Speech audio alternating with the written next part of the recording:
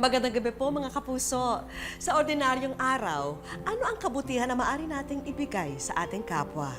Kung sarili ay maiistorbo at mapapahamak, handa pa rin kaya tayong tumulong na gaya ng isang mabuting Samaritano? Si Alger Abrenica dumayo ng Cebu at isang papel ang kailangan niyang gampanan bilang kakutsaba ng wish ko lang sa paghahanap ng Good Samaritan. May papansin kaya sa kanya kung ikinubli namin ang kanyang kagwapuhan? Ang pobreng bulag, mag-isang nagtataguyod ng kanyang dalawang supling kung saan ang bunso ay labis na masakitin. Ang ginagamit ko sa kanyang oxygen, yung ginagamit sa isang aquarium na sinasaksa sa kuryente. At kamustahin po natin ang batang si AJ na tinampok ng aming programa noong nakaraang linggo. Sama-sama po nating tunghayan ang mga kwento ng kadakilaan sa panahon ng kagipitan. Ito po ang wish ko lang. Mahirap na nga bang maghanap ng mga taong may busilak na kalooban? Uso pa ba ang pakikipagkapwa? Naniniwala po kami na marami pa ang mga taong ganito na dapat pamarisan. At para patunayan ito, nakiisa pa sa amin ang kapuso hunk na si Alger Abrenica sa aming paghahanap ng Good Samaritan.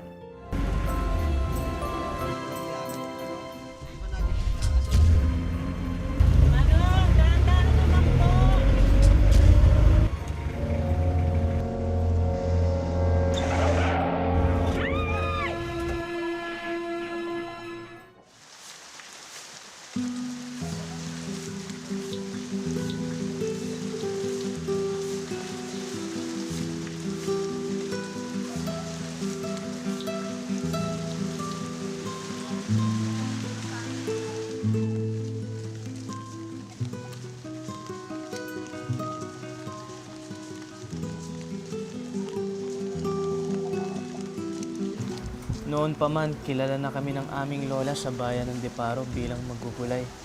Halos araw-araw ay maaga kaming gumigising para magrasyon sa palengke. Ito na kasi ang kinalakiang kabuhayan ng aking lola. At sabi niya nga noon, dito niya rin binuhay ang aking nasirang ina. Si lola lang ang alam kong kamag-anak. Wala na rin daw kasi akong tatay. Hindi naman niya naikwento sa akin kung ano ang mga nangyari. At hindi rin naman ako interesado sa paksang yun dahil masaya ako sa piling ng lola ko. Kaming dalawa lang. Kontento na ako.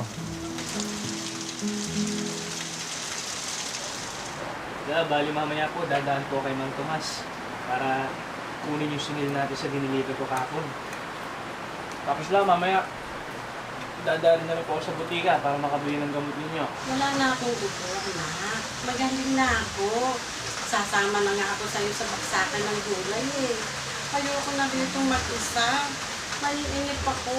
Kaya ko naman mag-isa eh. Eh, syempre lang, ako gusto ko kasama ka talaga. Kasi ikaw naman ang hinahanap ng mga kausap natin doon sa palengke.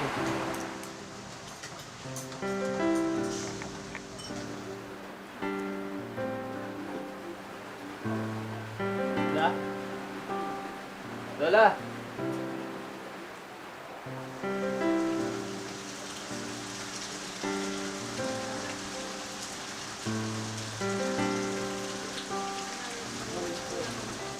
Hindi ko inaasahan ang mga sinabi sa akin ni Lola ng mga oras na yon.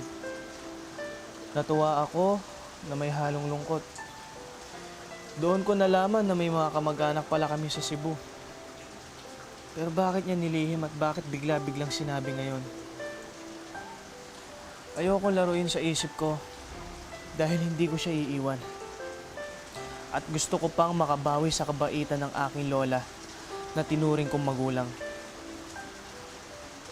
Pero siya'y humiling na tumapad ako sa isang pangako na hanapin ko raw ang aking mga kamag-anak sa Cebu kung sakaling mamaalam na raw siya.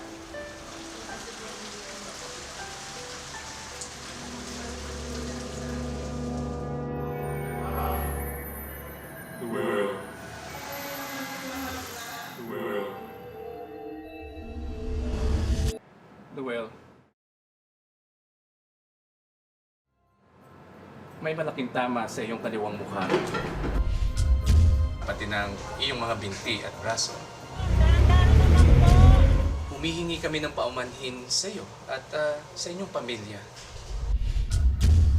I'm sorry, Noel, pero ang lola mo hindi nakaligtas sa aksidente.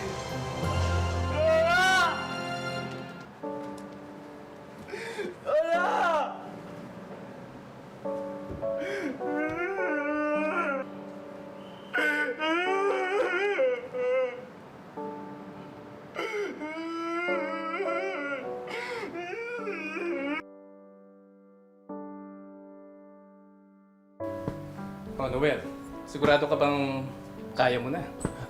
Opo, Dok. Alam ko namang hindi ka nababalik doon sa dati niyong hanap buhay eh. Nabanggit sa akin ng nurse na nagpatulong ka raw kung paano bumalik sa Cebu. Dok. Dok, may kailangan po kasi akong puntahan doon. O paano, di ingat na lang. Salamat to, ah. Okay, sige, ingat.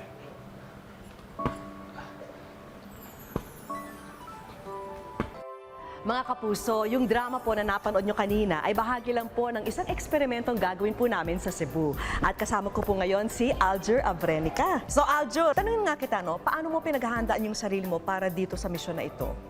Bali po, Miss Vicky, actually, sa pagbasa pa lang ng script, yung mga mangyayari, doon pa lang naghahanda na ako. Kumbaga, in-internalize ko lang yung pagkatao ni Noel. And kahit papano, meron po kaming komunikasyon kasi may pagka-similarities din kami dahil may lola din ako na kasama ko rin nagbebenta sa palengke noon. Sa palagay mo ba may tutulong sa'yo kaagad? Yun nga Anong po, kutob mo? Sa palagay ko po, meron. Meron tutulong sa akin. Dahil alam ko naman na kahit papaano, kahit sa panahon po ngayon, marami pa rin pong mga Pilipino na busilak ang puso. Wish ko lang. Saan ang pagbabalik? Hindi po. Hindi ko po kailangan ng kwarta, sister. Sister, hindi ko po kailangan ng kwarta. Pwede mo bang tulungan niyo ako? Ano tulong? Hindi ako taga dito. Taga Hindi saan? ako taga rito. Biyahe galing kami, walang biyahe. Sige po. Wish ko lang. Ang pasyenteng si Noel ay magtutungo ngayon sa Cebu. Dito niya haharapin ang panibagong kabanata ng kanyang buhay. Tutuparin ni Noel ang pangakong binitawan niya sa kinagisnang magulang. Yun ay ang mahanap ang kanyang natitirang kamag-anak na naninirahan daw sa syudad na ito. Mabusisi ang isinagawang paghahanda ng aming programa para sa natatanging misyon. Sana mabigyan ko ng hustisya. Magtagumpay kaya ito sa Queen City of the South? Yung magampanan ko siya na maayos kasi makakapagbigay kasi ito ng malaking inspirasyon sa mga manonood natin. Sa kwento ni Noel, mula Maynila ay dinala siya ng Roro bus patungong Cebu. Sa isang terminal na hindi pamilyar sa kanya, hahanap siya ng taong kusang tutulong. Kailangan sasamahan siya ng mabuting Samaritano para makarating sa kanyang mga kamag-anak. Kinabahan ako eh. Para kasing panibago sa akin to, walang take 2, walang take 3. At para lubos na makatotohanan ng kanyang pagganap, minabuti naming baguhin ang kanyang pisikal na anyo sa tulong ng aming prosthetics artist. Nung nilagay yung prosthetics, naramdaman ko na yung kumbaga nga yung karakter ni Noel. So, naawa ako bigla sa karakter na gagampanan natin.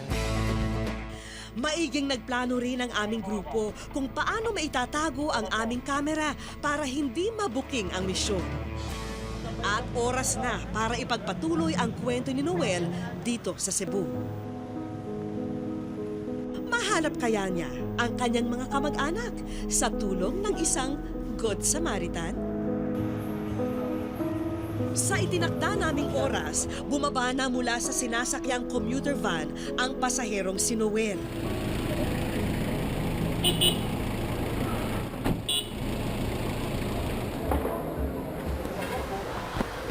Kasabay ng mga ibang pasaherong bumaba, naglakad na siya mula sa terminal na ito. Halatang nanghihina pa si Noel. Bukod doon, isa siyang estranghero sa lugar na ngayon lang niya narating. Sa ganitong kalagayan, mukhang mahihirapan si Noel para matagpuan niya ang kanyang mga kamag-anak sa Cebu. Talagang nakaramdam ako ng yung iba na natakot. Yung iba nandire. Yung iba medyo naawa. May awa sila. Ha? Kahabag-habag si Noel sa kanyang katayuan, itsura at sitwasyon sa terminal. Pero imbis na siya'y lapitan para tulungan, siya ngayon ay iniiwasan. Ilang tao na rin ang kanyang pinagtanungan. Orang na dito, sakay kag mabulong. Oh, Sakay kag mabulong. galing po kasi ako sa Maynila. Ito ang tiyahin ko. Sakay ka og mabulong nga jeep. Pwede niyo ba akong samahan? Ay, hindi. Marami kami ukon. Hindi ko pwedeng masama kayo. Sige po, salamat na lang po, ate. Okay. Yung mga naaawa, isa sa mga nilapitan natin si ate, yung may dalang mga gamit. Alam ko, naramdaman ko sa kanya na gusto niya akong tulungan, pero may responsibilidad siya eh. Kaya hindi niya tayo natulungan. Tapos yung ibang mga natakot, talagang palapit pa lang ako, lumalaki na yung mga mata nila. Mga mata nila. Hanggang sa isang madre ang kanyang nilapitan.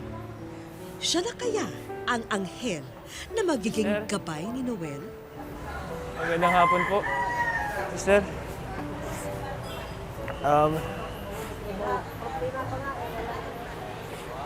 Sister, magandang hapon po, sis. Pusa na may kwarta. Hindi po. Hindi ko po kailangan ng kwarta, sister.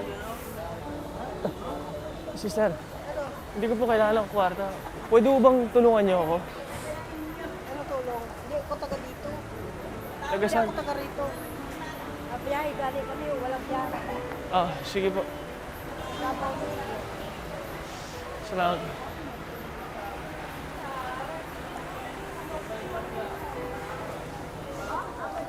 Mahirap bang paniwalaan ang nangyari?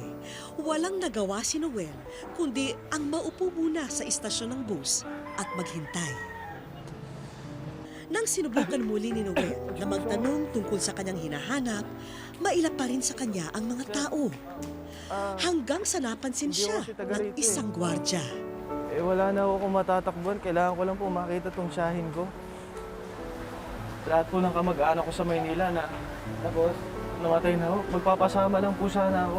Sabi ko sa 378 Baw. Mabulo. Dito lang yun, sa Mabulo. Pwede niyo ba ako samahan? Duty po kasi ako eh. Parang ito. Ihahatid niyo lang ako, sir. Para lang. Baka napansin na nakakaistorbo na si Noel sa ibang pasahero.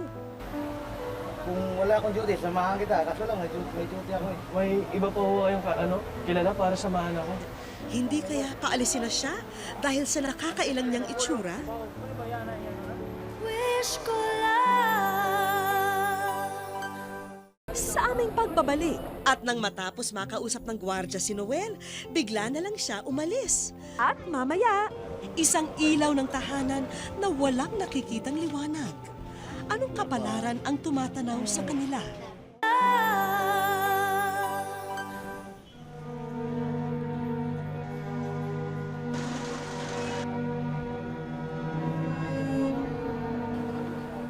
Gutom, pagod at sakit ng mga sugat ang kalaban na ni Noel sa mga oras na yun. Sa dami ng mga taong kanyang sinubukang hinga ng tulong, swertehin na kaya siya sa gwardyang ito? Kung wala akong duty, samahan kita. Kaso lang, may duty ako eh. Kasalukuyang nasa duty ang security guard na nilapitan ni Noel kaya nag-alangan din siya. At nang matapos makausap ng gwardya si Noel, bigla na lang siya umalis. Nung una, inisip na namin na isa na naman ang mamang yon sa mga tatanggi sa pakiusap niya.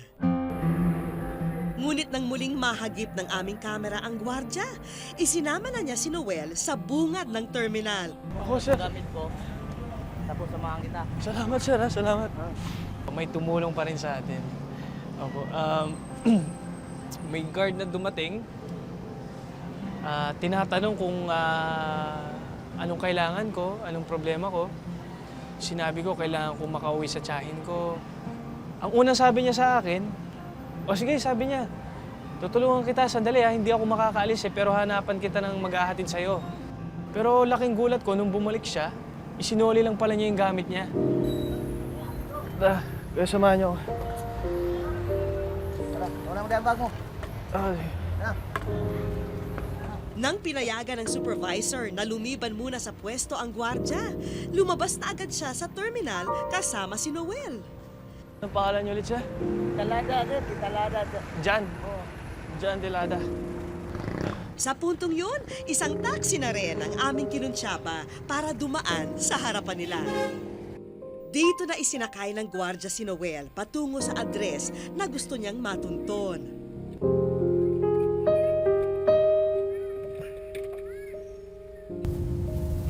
Hanggang saan kaya siya aalalayan ng gwardya? Sino ang mamang ito na tumugon sa pakiusap ni Noel?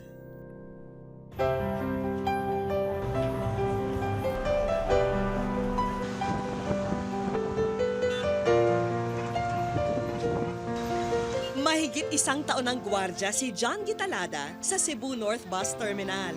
Ayon kay Mang John, iniwan niya ang asawa at 4 na taong gulang niyang anak sa Bohol para makahanap ng swerte rito sa Cebu. Mahirap kasi pag nandun tayo parati. Wala tayong magagawa, wala talaga. Walang makakain. Hindi rin daw biro ang kanyang trabaho rito. Bukod sa pagod at init, mabigat na responsibilidad daw ang pagiging gwardya. Yun ay dahil nakasalalay sa kanila ang seguridad ng mga libu-libong pasaherong dumadagsa rito araw-araw.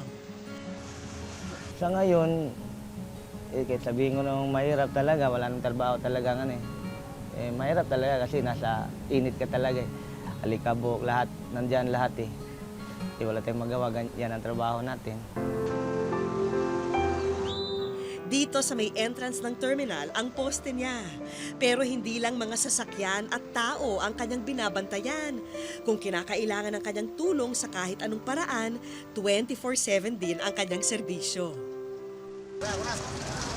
Yan dyan, matulungin na bata yan. Kasi pag makakita siya ng tao na walang pamasahe, kung mayroon siyang extra na pira, binigyan niya patungong norte. Marami na nga ho nangyari dyan yung walang pamasahe. Siyempre, yung tao, pag nakita mo sa gilid, anong gagawin yan? Dyan lang yan. Siyempre, tulungan mo lang pag may maitutulong, wala rin. Sa bahay ng kanyang kapatid dito sa Cebu, nanunuluyan si Mang John.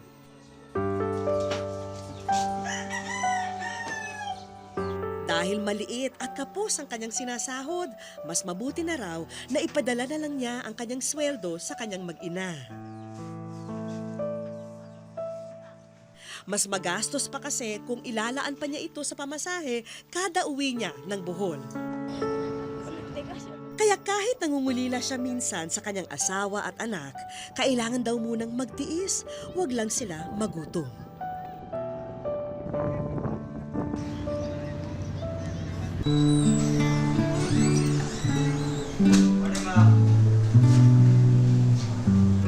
Karaniwang araw lang ito para kay Mang John nang siya'y aming nakita sa istasyon ng bus. Swan.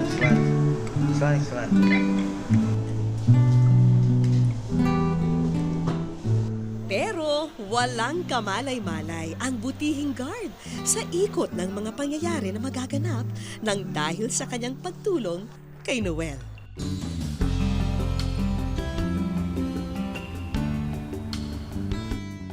Sakay ngayon ng aming kinuntsabang taxi si Noel at ang gwardyang si Mang John. Pansamantalang iniwan ni Mang John ang kanyang pwesto sa terminal. Kusa niyang sinamahan si Noel para matuntun ang tirahan ng hinahanap niyang kamag-anak. Malayo pa. Traffic kasi, andun lang dapat yun. Traffic. Tay, pasensya na kayo ha. Walang din na yun. Pinapaalam na rin ako. Talagang sumasakit na rin kasi yung sugat ko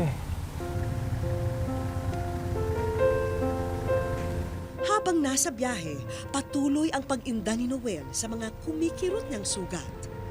Pero sigurado ka andyan ngayon sila? Ito po ang binigay na address ng lolo ko eh. Wala na akong ibang asahan pa kung dito na lang. Eh ano, pag hindi ka makita, sama tayo dun sa bahay. Papalapit na sila sa lugar ng sinasabing kamag-anak ni Noel nang kanyang inamin sa gwardya ang isa pang problema. Tay. Tay, baka kulangin na ako ng pantaksi. Okay lang.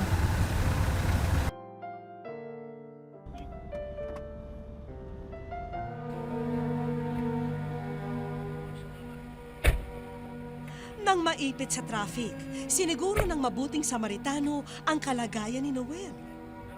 Sumaglit muna ito sa tindahan para bilhan si Noel ng maiinom. Hanggang sa matunto na nga nila ang address na hinahanap ni Noel. Dito na nga ba magtatapos ang pagtulong ng isang gwardya sa isang estranghero? Naririto kaya ang mga kamag-anak na ibinilin ng lola ni Noel? Wish ko lang. Sa aming pagbabalik, walang kamalay-malay ang security guard na ang kanyang nasasaksihan ay hindi totoo. Handa na kaya niyang malaman na siya'y bahagi ng aming misyon? Tatay dyan. Wish ko lang.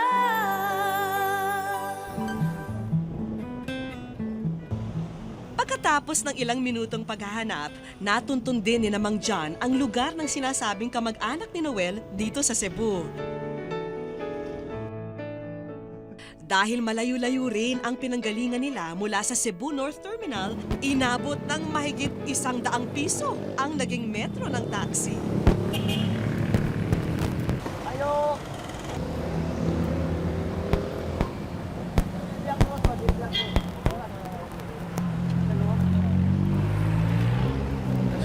Matapos makumpirma ang address, agad nang pumasok si Noel sa compound.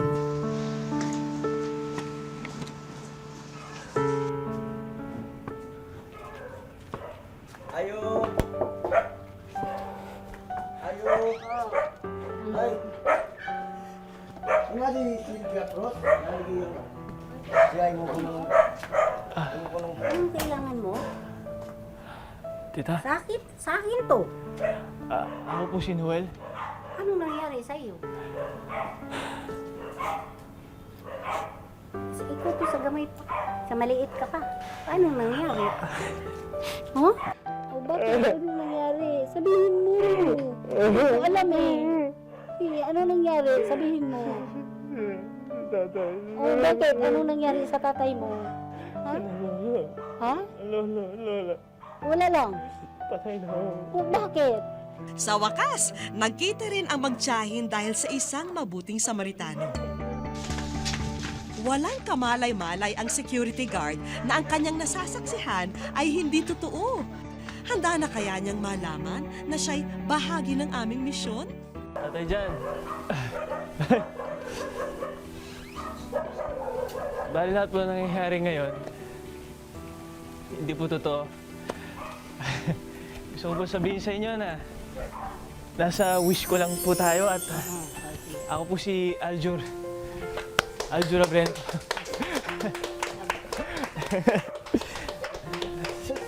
Halos pandirian ako lahat doon. Ikaw lang talagang lumapit sa akin. Ikaw lang tumulong sa akin. Napaka ginintuan po ng puso ninyo. Halos hindi makapagsalita si Mang John sa sobrang gulat. Para bang nagulat nga ako, si Aljo Rabrini pa pala yun. Sabi ko, patay.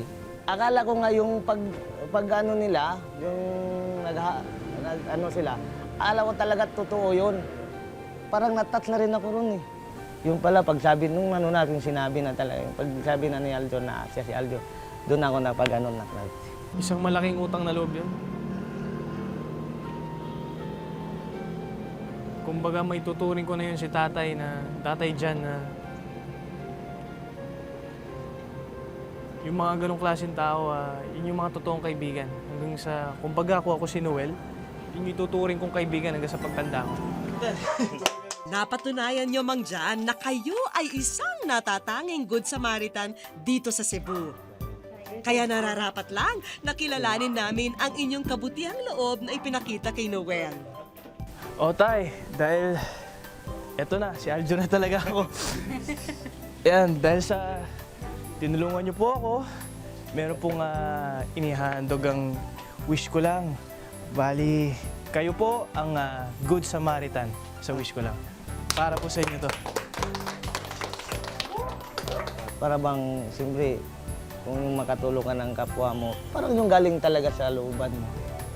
Kaya siyempre, parang ang sarap minga. Parang ang sarap ng feelings, parang ganun. Kung kanina, si Noel ay binayayaan ng tulong ni Mang Jan, ngayon naman, Mga kapuso, bilang pagpapasalamat sa ginawang kabutihan ni Tatay Jan kay Noel, ito ang ating sorpresa para sa kanya. Ano? Samahan niyo po ako. Tara!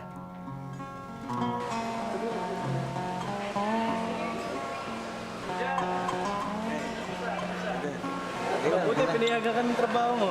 Ano sabi ng boss mo? Wala, dyan ako sa labas ng tao. Okay lang, naintindihan nila yun. Naiintindihan nila? Oh, wala pa alas 7 pero okay lang daw. Wala problema. Okay lang. O sige, ano? Paano? May naghahantay sa'yo sa loob. Oo, meron. Punta ka na ba? Basta, relax ka lang. Basta punta mo tayo doon para... Relax ka lang, relax ka lang.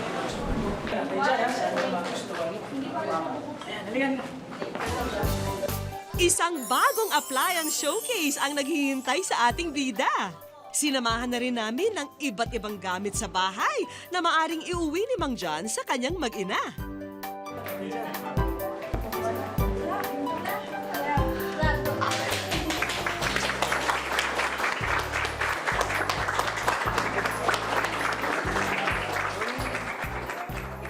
Kung panaginip lang ito, abay ayaw na raw magising ni Mang Jan.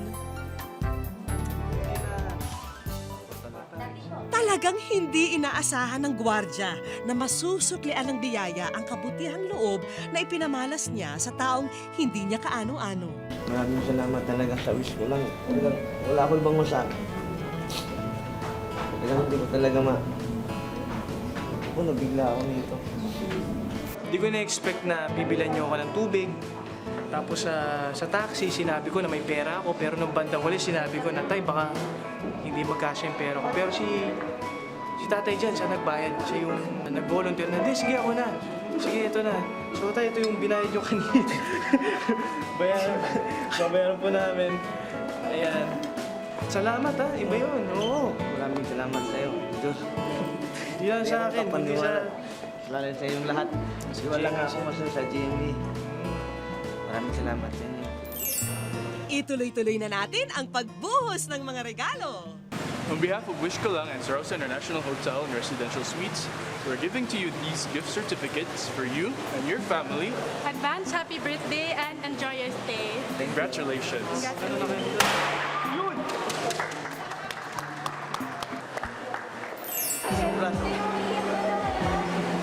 Kinabukasan, isang malaking sorpresa from Bohol ang bumungad sa ating Good Samaritan.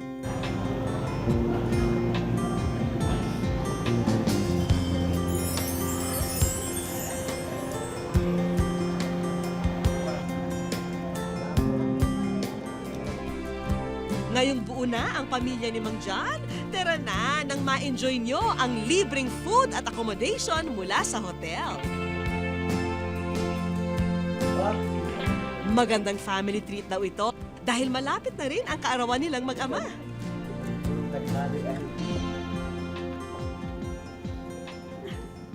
Ngayon sa buong buhay ko talaga, ngayon lang ako nakaganito. Ano yung tsura ba tayo na sabi mo kanina? Parang ano? Parang nasa kingdom tayo nito.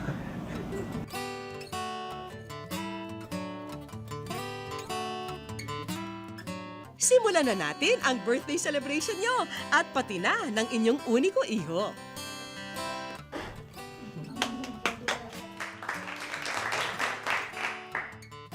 Okay na okay. At ito pa ang bonus na regalo, tiyak na apaw ang saya sa inyong birthday, Mang John. Ngayon lang talaga ito sa buong buhay ko, ngayon talaga nangyari itong ganito eh. Mulat ka po, at 35 years old na ako ngayon lang talaga ako nakaganito eh. Kaya malaking pasalamat ko po sa awis ko lang. Sana wag po kayong magbago. Maganda po ang ginawa nyo. Marami pong tulad ko. Hindi lang po yung mga manonood natin may inspire sa ginawa ninyo. Kaya salamat po, salamat po. Sana po marami pa kayong matulungan at marami pa kayong ma-inspire na tao. Mapababae o lalaki, ama o ina, bata o matanda, likas pa rin sa isang Pilipino ang pagiging matulungin sa kapwa. Wala ito sa uniforme para maging obligasyon ang pagtulong sa iba. Sa halip, nasa busilak na kalooban ang totoong diwa ng pagtulong. Kagaya ng paggabay ni Mang John kay Noel, isa lamang itong patunay na walang pinipiling oras o estado ang pagtulong sa kapwa. Ang mahalagay, maging instrumento tayo ng pagbabago sa buhay ng isang taong nangangailangan. Wish ko lang. Sa aming pagbabalik, kamustahin po natin ang batang si AJ na tinampok ng aming programa noong nakaraang linggo. At mamaya, isang ilaw ng tahanan na walang nakikitang liwanag. Anong kapalaran ang tumatanaw sa kanila?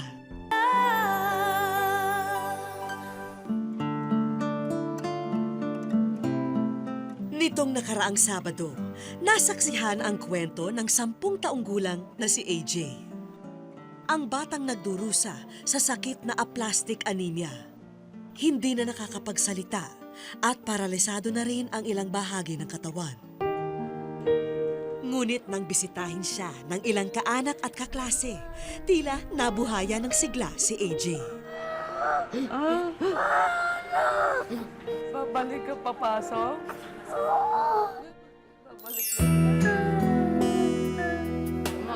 Dinalaw din siya ng paborito niyang artista na si Marian Rivera. Very good. Smile! Abir! Very good! Marami ang naantig sa kwento ni AJ. Sa katunayan, dinagsa ng email ang aming programa at may mga gustong magbigay tulong pinansyal sa kanila. May mga tawag din kaming natanggap at ang iba'y mula pa sa mga kapuso natin sa ibang bansa. Lahat sila gustong mapabuti ang lagay ng bata. Muli namin binalikan si AJ sa ospital para siya'y kamustahin. Bumaba po yung platelet niya, mababa po. Kaya kailangan po siyang sinasalinan ng dugo. Ganito raw ang kadalasang ikinikilos niya kapag mababa ang bilang ng platelet sa kanyang dugo. Lahat ng paraan ginawa na ng magulang ni AJ upang may maipantustos sa dugong kailangan niya. Ngunit masyado raw mabigat ang 16,000 pesos kada bag sa kanilang bulsa. Nanawagan po ako sa mga taong may mabubuting loob na kung sino man yung gustong mag-donate ng dugo para sa aking anak, pumunta lamang po sa Philippine Children's Medical Centers. Batid namin na maya't maya, kailangan ni AJ na salina ng dugo. Kaya iniabot na namin itong munting tulong kay Nanay Carol. Maraming salamat po talaga. Hindi ko wala po kayo masabi, kundi magpasalamat sa inyo. Malaking bagay na raw ito para madugtungan pa ang buhay ng kanyang anak. Hangad ng aming programa at ng lahat ng nagmamalasakit kay AJ ang agarang pagbuti ng kanyang kalagayan.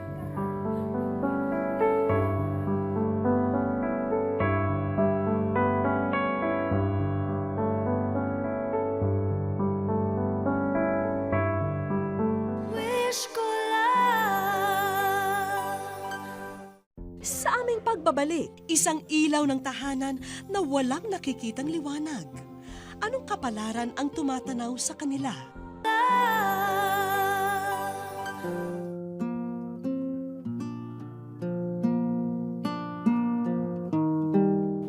Dalagita pa lamang noon si Lea nang danasin niya ang isang aksidenteng tuluyang nagpabago sa kanyang buhay. Dinanas niya ring umibig at mabigo. Ayaw naman niya magbigay sa akin ng pera. Wala raw siyang pera. Di, para sabihin, gumawa ako ng paraan para pabuhay ko ang anak ko na duktungan kong hininga ng anak ko. Ang pobreng bulag, mag-isang nagtataguyod ng kanyang 2 supling kung saan ang bunso ay labis na masakitin.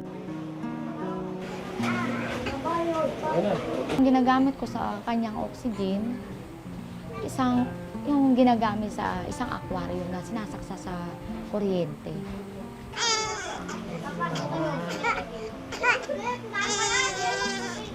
Ang yan para sa anak ko lang. Maipakita ko sa kanila na Isang ilaw ng tahanan na walang nakikitang liwanag. Anong kapalaran ang tumatanaw sa kanila? Abangan sa susunod na Sabado sa Wish Ko Lang. Tila sing tanda na ng panahon ang kwento ng mabuting Samaritano. Sana po hindi tayo magsawa sa pagsasabuhay ng aral na kanyang iniwan. Kung may kahilingan po kayo para sa inyong pamilya, kaibigan o para sa sarili, sulatan niyo po kami sa GMA Network, EDSA Corner Timog Avenue, Quezon City. Maaari rin niyong iparating ang inyong kahilingan, kwento at komento sa aming official page sa Facebook at sa Twitter at Wish Ko Lang GMA. At sama-sama po tayo muli sa susunod na Sabado, 6:45 ng gabi. Ako po ni Kapuso, Vicky Morales. At ito po, ang Wish Ko Lang.